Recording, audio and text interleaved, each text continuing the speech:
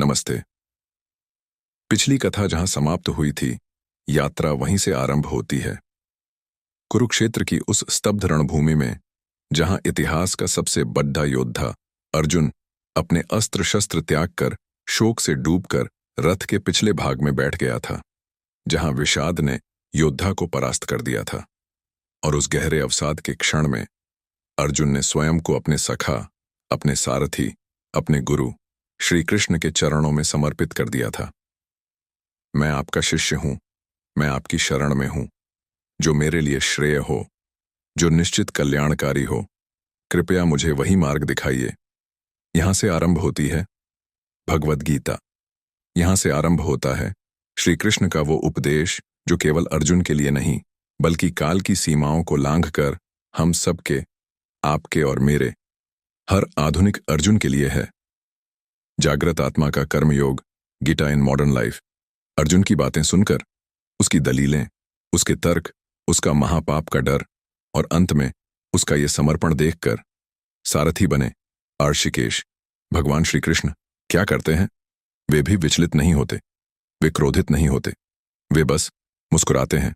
श्लोक का भाव, तम उवाच ऋषिकेशः प्रहसन इव भारत सेनयोर उभयोर मध्य विषीदंतम इदम वचः। दोनों सेनाओं के बीच शोक करते हुए उस अर्जुन से कृष्ण प्रहसन इव, मानो हंसते हुए, ये वचन कहते हैं। ये हंसी, ये मुस्कुराहट क्या है? ये कोई व्यंग्य नहीं है। ये उस परम चेतना की मुस्कुराहट है जो हम इंसानों को अपनी छोटी छोटी पहचानों में फंसकर शाश्वत चीजों के लिए शोक करते हुए देखती है। ये एक डॉक्टर की मुस्कुराहट है जो एक बच्चे को इंजेक्शन की सुई से डरकर रोते हुए देखता है, जबकि डॉक्टर जानता है कि ये सुई उसकी जान बचाने के लिए है। कृष्ण की ये मुस्कुराहट अर्जुन के विषाद को चीरती हुई पहले और सबसे गहरे सत्य को प्रकट करती है। तुम कौन हो? आत्मज्ञान का प्रारंभ। कृष्ण अपनी बात की शुरुआत करते हैं। श्री भगवान उवाच अशोच्यान अन्वशोचस त्वं प्रज्ञावादांश च भाष्य कथासून अगतासूंश च न अनुशोचन्ति पंडिता। हे अर्जुन, तुम उनके लिए शोक कर रहे हो जो शोक करने योग्य हैं ही नहीं, और बातें कर रहे हो ज्ञानियों जैसी। जो पंडित हैं, जो ज्ञानी हैं, वे न जाने वालों, मृत के लिए शोक करते हैं, और न ही न जाने वालों, जीवित के लिए। ये गीता का पहला चेक इन है। हम सब अपने जीवन में किन चीजों के लिए शोक करते हैं? मेरा प्रमोशन रुक गया, मेरा रिश्ता टूट गया, मेरी गाड़ी पुरानी हो गई, मेरा सोशल मीडिया पर स्टेटस क्या है? हम सब ने अपनी पहचान इन्हीं चीजों से बांध रखी है। मेरा पद, मेरा परिवार, मेरी संपत्ति। अर्जुन भी यही कर रहा था। वो पितामह, गुरु, भाई के लिए शोक कर रहा था। वो शरीरों के लिए रो रहा था। कृष्ण कहते हैं, अर्जुन, तुम गलत धरातल पर खड्डे हो। तुम जिसे मैं, अर्जुन और वे भीष्म द्रोण समझ रहे हो, वो सत्य है ही नहीं। और तब कृष्ण कुरुक्षेत्र की उस रणभूमि में आत्मा का वो ज्ञान देते हैं जिसने समय को थाम दिया। न जायते म्रियते व कदाचिन्नाय भूत्वा भविता व न भूयः अजो नित्यः शाश्वतोऽयं पुराणो न हन्यते हन्यमाने शरीरे। ये आत्मा न कभी जन्म लेती है, न कभी मरती है। ऐसा नहीं है कि ये होकर फिर नहीं होगी। ये अज है जिसका जन्म न हो। ये नित्य है, हमेशा रहने वाली। ये शाश्वत है, इटर्निटी। ये पुरातन है, सबसे पुरानी। शरीर के मारे जाने पर ये नहीं मारी जाती। ये उपदेश सिर्फ अर्जुन के लिए नहीं था, ये आपके और मेरे लिए है। ये आवाज हमसे कह रही है, तुम वो नहीं हो जो तुम्हारा बायोडाटा कहता है। तुम वो नहीं हो जो तुम्हारा बैंक बैलेंस दिखाता है। तुम वो नहीं हो जो तुम्हारी असफलताएं तुम्हें बताती हैं। तुम एक शाश्वत चेतना हो। वासांसि जीर्णानि यथा विहायनवाणी गृह्णाति नरोपराणि तथा शरीराणि विहाय जीर्णान्यन्यानि संयाति नवाणि देहि। जैसे मनुष्य पुराने वस्त्रों को त्याग कर नए वस्त्र धारण करता है, वैसे ही ये देही, ये आत्मा पुराने जीर्ण शरीरों को त्याग कर नए शरीरों में प्रवेश करती है। तो फिर डर किस बात का? मृत्यु का डर, असफलता का डर, लॉस का डर? कृष्ण कहते हैं, अर्जुन, जिसे तुम मारना समझ रहे हो, वो केवल एक परिवर्तन है, एक ट्रांसफॉर्मेशन। और तुम जिन्हें मारने से डर रहे हो वे भी नित्य हैं, और तुम जो योद्धा हो तुम भी नित्य हो। यह है आत्मज्ञान, अपने ट्रू सेल्फ को पहचानना। ये तुम्हारा क्यों स्वधर्म की पुकार। जब कृष्ण ने अर्जुन को यह बता दिया कि तुम कौन हो, एक अमर आत्मा, तब वे उसके दूसरे सवाल पर आते हैं, मुझे क्या करना चाहिए। अर्जुन क्षत्रिय है, उसका स्वभाव, उसकी ट्रेनिंग, उसका धर्म, कर्तव्य युद्ध करना है, और वो युद्ध से ही भाग रहा है। कृष्ण उसे उसके धर्म की याद दिलाते हैं। स्वधर्मम अपि चावेक्ष्य न विकम्पितुम अर्हसि धर्मयाद धि युद्धाच श्रेयोन्यत क्षत्रियस्य न विद्यते। हे अर्जुन, अपने स्वधर्म को देखकर भी तुम्हें कांपना नहीं चाहिए, क्योंकि एक क्षत्रिय के लिए धर्म युद्ध से बढ़कर कल्याणकारी और कुछ भी नहीं है। धर्म, इस शब्द को रिलीजन समझकर हम अक्सर भ्रमित हो जाते हैं। गीता में धर्म का अर्थ है आपका पर्पस, आपकी कोर रिस्पॉन्सिबिलिटी, आपका वो कर्तव्य जो आपके स्वभाव के अनुसार आपके लिए तय हुआ है। एक डॉक्टर का धर्म है मरीज को बचाना, चाहे वो मरीज उसका दुश्मन ही क्यों ना हो। एक सैनिक का धर्म है देश की रक्षा करना। एक छात्र का धर्म है अध्ययन करना। और आज के मॉडर्न कुरुक्षेत्र में एक प्रोफेशनल का धर्म है अपना काम ईमानदारी और उत्कृष्टता, एक्सीलेंस से करना।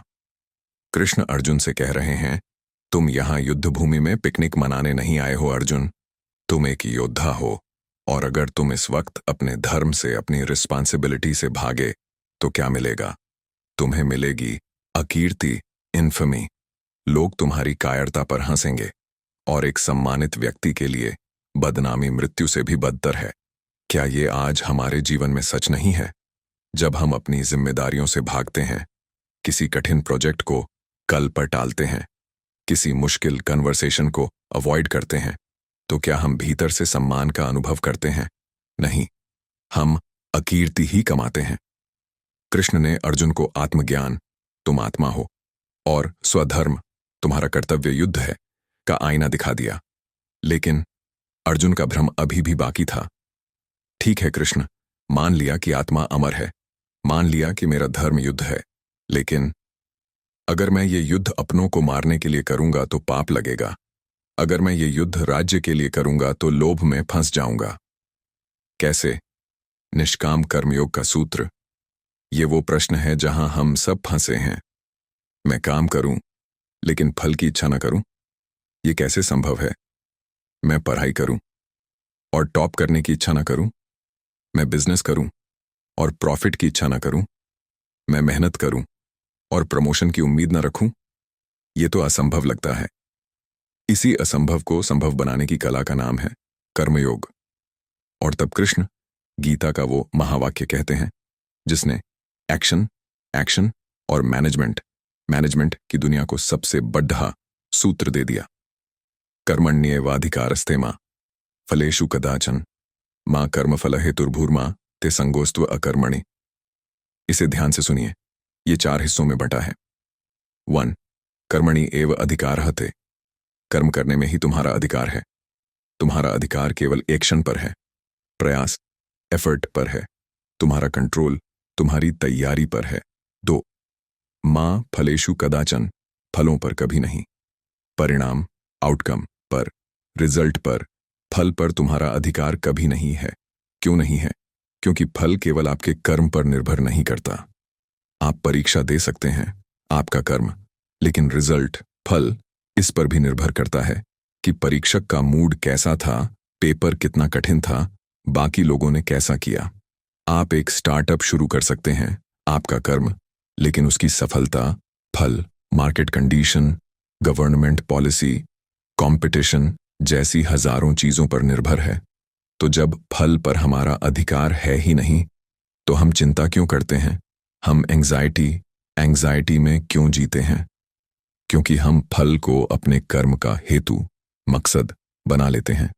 इसलिए कृष्ण तीसरा सूत्र देते हैं, 3. मां कर्म फल हेतु भू। कर्म के फल को अपने कर्म का मकसद मत बनने दो।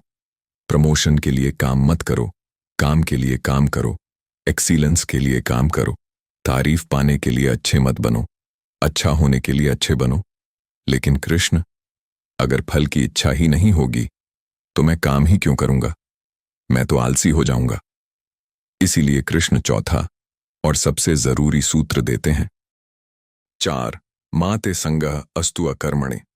और तुम्हारी अकर्म में यानी काम न करने में भी आसक्ति नहीं होनी चाहिए। तुम ये कहकर बैठ नहीं सकते कि जब फल मिलना ही नहीं है तो मैं काम ही क्यों करूं। ये है निष्काम कर्मयोग।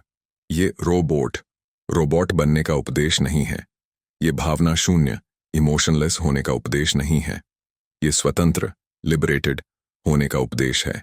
ये उपदेश है काम करो, पूरी योग्यता से करो, पूरी निष्ठा से करो, लेकिन उस काम के परिणाम से अपनी शांति को मत बांधो। अपना बेस्ट दो, गिव योर 100%, और बाकी ईश्वर या ब्रह्मांड पर छोड़ दो and detach from the outcome. जब आप फल की चिंता से मुक्त होकर कर्म करते हैं तभी आप अपना सर्वश्रेष्ठ प्रदर्शन कर पाते हैं। एक क्रिकेटर अगर 0 पर आउट होने के डर से खेलेगा तो वो कभी खुलकर नहीं खेल पाएगा।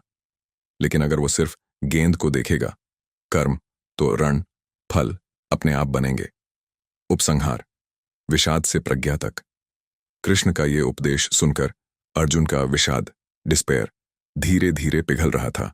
उसका भ्रम कंफ्यूजन टूट रहा था। उसने देखा कि ये ज्ञान कितना गहरा है। उसने पूछा, कृष्ण, ये जो कर्मयोगी है, ये जो स्थिर बुद्धि स्थित प्रज्ञ पुरुष है, वो कैसा होता है? वो कैसे बोलता है, कैसे बैठता है, कैसे चलता है? और कृष्ण ने उसे स्थित प्रज्ञ the man of steady wisdom का लक्षण बताया। दुखेश्व अनुद्विग्न मना सुखेशु विगत स्पृह वीतराग भय क्रोध स्थित धीर मुनिर उच्यते। जो दुखों के आने पर उद्विग्न परप्लेक्स्ड नहीं होता और सुखों की स्पृहा क्रेविंग नहीं करता, जो राग अटैचमेंट भय फियर और क्रोध एंगर से मुक्त हो गया है, वही स्थिर बुद्धि मुनि कहलाता है। ये उपदेश, ये गीता इन मॉडर्न लाइफ आज हम सबके लिए है। हम सब अपनी जिंदगी के कुरुक्षेत्र में खड़िए क्या करूं और क्या ना करूं के द्वंद्व में फंसे अर्जुन हैं। गीता हमें भागने का नहीं, जागने का संदेश देती है। ये कहती है, पहले खुद को पहचानो, तुम आत्मा हो, फिर अपने धर्म पर्पस को पहचानो, और फिर परिणाम की चिंता किए बिना उस धर्म को पूरा करने में अपना सब कुछ झोंक दो। यही कर्म योग है और यही जीवन का सार है।